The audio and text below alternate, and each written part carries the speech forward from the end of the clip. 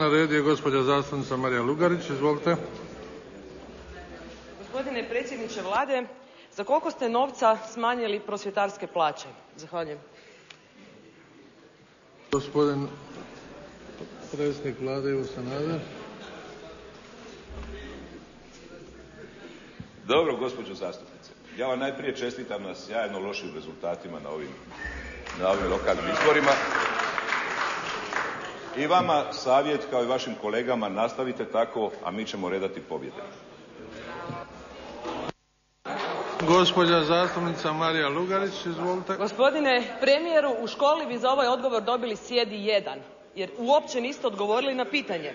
6% smanjenje plaća u prosvjeti iznosi ukupno 329 milijuna kuna, što je 130 milijuna kuna manje od populističkog i predizbornog projekta podjele besplatnih udžbenika svoj djeci, protiv kojeg ste, ako se ne varam, i vi sami.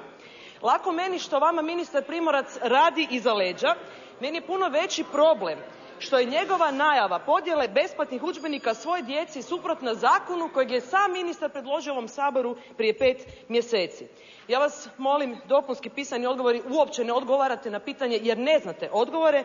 Kako ćete kazniti ministra Primorca zbog ponašanja suprotnog zakonu, ponašanja suprotnog politici Vlade i ponašanja suprotnog onog koje je utvrdio Hrvatski sabor? Hvala. Na redu je